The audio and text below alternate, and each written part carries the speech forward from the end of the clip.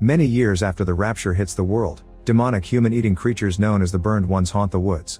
At the same time, some survivors form a cult that consider speech a sin and remove their vocal cords to never speak again.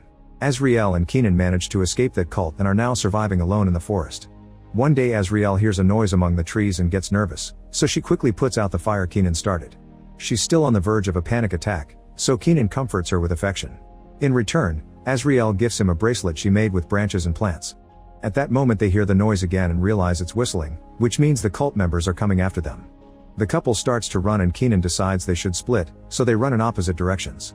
Unfortunately, Azrael is soon found by a cult member that begins chasing her, but when she tries to run back, another member captures her and hits her in the stomach to weaken her. Then the men drag her through the woods and Azrael notices Kenan has been caught as well. When they reach the road, Kenan tries to escape, but the cult members threaten him with a machete. Then he and Azrael are put in the trunks of different cars and taken away. Eventually the road splits and Azrael is horrified to see each car takes a different lane. She pounds on the trunk to try to get it open, but it doesn't work. Moments later, the car stops and the cultists take Azrael to a specific spot in the woods. There are more cult members waiting, including Josephine, one of the leaders. Azrael is tied to a chair and Josephine makes a cut on her leg to make her bleed, intending to use her as a sacrifice. The wind immediately starts blowing rather ominously, shaking the bottles hanging on the trees. Josephine and the cultists move away and start panting loudly as the silent equivalent of a chant. Soon a burned one appears among the trees and roars before making its way toward the chair. Azrael freaks out and keeps on pulling until she manages to break one of the armrests. A cultist immediately comes back to keep her from escaping and Azrael struggles against his hold until she accidentally stabs him in the neck with the broken wood. Then the man tries to walk away, only for the burned one to jump on him and start eating him. Azrael watches in shock while using her free hand to undo the other straps until she's finally free and can run away. Josephine and the other cultists had been looking the other way as part of the ritual and they don't notice Azrael is gone until it's too late. At the same time, the burned one takes the dead man's body on its way out. Sometime later Azrael stops by the river to wash her wound. She also gathers some herbs that she wraps around it. While she's working, a burned one slowly approaches her from behind. Luckily she hears it before it gets too close and runs to hide inside an abandoned building. Azrael chooses the darkest spot she can find and stays still while the burned one peeks inside looking for her. Since it can't see her, it ends up leaving. Afterward Azrael finds the road and starts following the tire marks until she finds the cult's camp. She carefully sneaks around and finds a hidden spot on the fence that she can open up to get inside. Azrael continues to move silently, keeping an eye on the guard to avoid being seen. After hiding behind a car, she discovers Kenan's bracelet abandoned near some chains and assumes the worst. At that moment Josephine and her men come back, so Azrael sneaks around again to keep an eye on her. She hides behind a tent and watches Josephine check on a sick old lady. Then Josephine enters the chapel, where the cultists are watching the main leader Miriam. She's pregnant, but this doesn't stop her from going through the ritual in which she listens to the wind coming through a hole because it supposedly speaks God's will. After several minutes of listening to the wind, Miriam blows out the altar candles and everyone leaves. Josephine stays to let Miriam slap her for failing the ritual in the forest, but they're suddenly interrupted by a noise outside. When Miriam looks out the window, she sees nothing because Azrael manages to hide under the building just in time. Josephine comes out to investigate, so Azrael has to keep moving around to avoid being seen. For a moment she thinks she's successful, but suddenly Josephine appears next to her and grabs her legs to stop her from escaping. Then Josephine starts choking Azrael, who pushes her off and kicks her in the face. A desperate Azrael runs around the camp, trying not to be seen. Josephine rings a bell to alert everyone about an intruder, and soon everyone is hitting their bottles and pans to pass the message. Azrael is seen by a few cultists who start chasing her, so she hurries to the fence and hurts her hands on the barbed wire to uncover the hole quickly and cross the fence. Her foot gets stuck and a man grabs it to try to pull her back in, but Azrael keeps on fighting until she manages to kick him off and gets her leg out. Another cult member opens fire, however the bullet hits a tree and Azrael gets to escape. She runs through the woods as fast as possible until it's dark and she's too tired to keep going. Since her wounds are still open, she's leaving bloodstains all over the rocks and trees, and soon a burned one starts following the smell.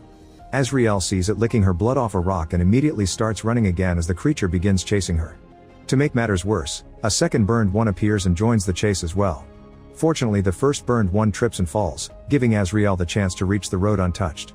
Suddenly a light appears in front of her and she falls as something huge approaches her. It's a truck, which stops right before it could hit her. The driver comes out and after the initial shock of seeing her, he asks if she's a survivor as he helps her up. Azrael is confused and can't answer any of his questions. Instead she gets in the truck and desperately pounds on it as a way to ask him to get going. The man gets back on the wheel and drives throughout the night. He gives Azrael a cloth for her wound and explains he lives at the end of the road, where he has plenty of food. Azrael doesn't understand his language and shows him the cross-shaped scar on her neck, trying to make him realize she can't speak. The guy still doesn't get it and keeps on trying to make conversation to no avail. When he gives up, he turns on the radio and Azrael is amazed by the music. They barely get to ride a few miles when suddenly the driver is hit in the head by a bullet. The cultist in the middle of the road fires a couple more times, yet he misses every shot because the truck has lost control. Azrael tries to take over the wheel, but the body is in the way and the truck ends up running over the guy before crashing against a wall. After a few minutes of being unconscious, Azrael wakes up in a dizzy state because her head is heavily bleeding. She takes a few steps out of the truck and falls to her knees in pain, only to notice the cultist is still alive. Azrael jumps on him and starts fighting him for the gun, hitting his head twice before they shoot the gun by accident and begin rolling into the forest. When they split, the man tries to shoot her again and discovers he's out of bullets, so he uses the gun to hit Azrael's legs instead. At that moment she finds the fallen magazine and hits the cultist on the head with it a couple of times before kicking him off. Then Azrael crawls toward the gun and loads it, only for the man to grab her from behind and try to choke her. In the struggle, she manages to position the gun and fire it, killing the man at last. Afterward, Azrael wanders through the forest with the gun.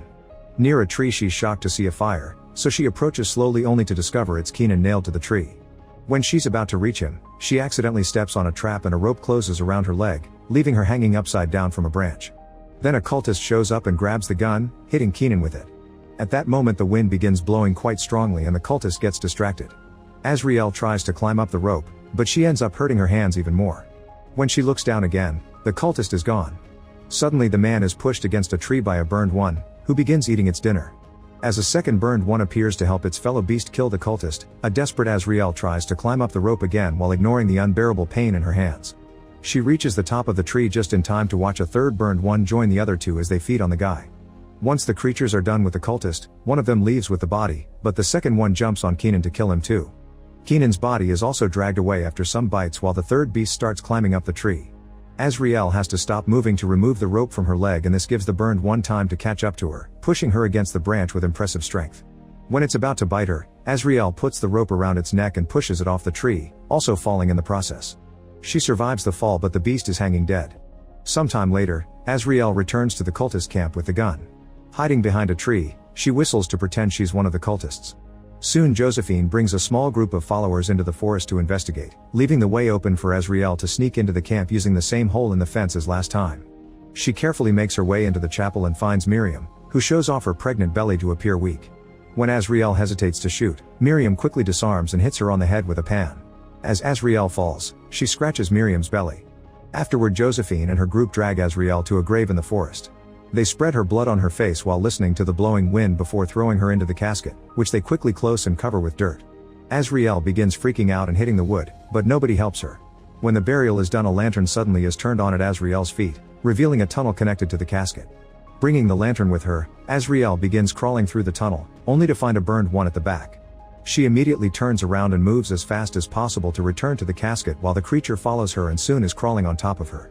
However, instead of eating her, it smells her hand and recognizes the smell of Miriam's blood, causing it to roar in approval and leave.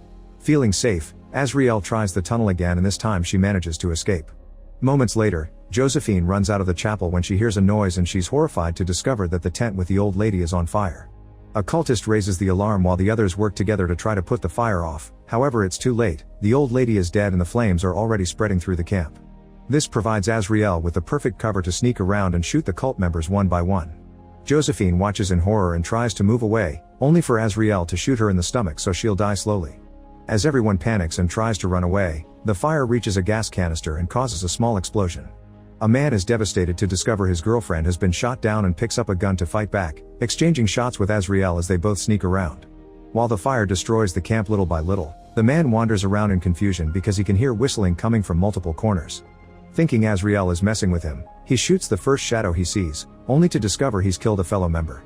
The shock leaves him frozen, and Azrael uses the chance for a surprise attack, decapitating the man with a machete. Then Azrael enters the chapel again and Miriam jumps on her from behind, disarming her with her own blade. Miriam starts chasing Azrael around the room, moving the benches out of the way to finally grab her. She pushes Azrael against the table and tries to decapitate her, but Azrael kicks her off. When Miriam attacks again, Azrael easily dodges and pushes Miriam against the wall to bite her neck. As Miriam tries to deal with the pain, her water finally breaks. Suddenly someone shoots the chapel's cross. It's Josephine, who moves very slowly because of her wound. She keeps on shooting her gun while approaching Azrael, But she ceases fire when she notices Miriam is giving birth on her bed. Azrael uses the distraction to tackle Josephine to the ground, breaking a bench in the process. Josephine breaks a piece of bench wood on Azrael, who does the same in return. Then Josephine takes out a small blade, only for Azrael to block her attack and smash her head on a bench before dropping her. Next, Azrael gets Miriam's knife and strikes Josephine on her neck. At the same time, the baby is heard crying. Josephine removes the knife from her neck and finally falls dead. Miriam leaves the bed looking terrified, and she uses Azrael's machete to self-delete. Suddenly a strong wind gets into the chapel and puts out all the candles. A horde of burned ones crosses the forest and the camp before entering the chapel, where Azrael has picked up the baby. It turns out the child is shaped like a goat that resembles the Antichrist. The burned ones roar to receive their new leader, and Azrael smiles when she realizes the power she holds in her arms.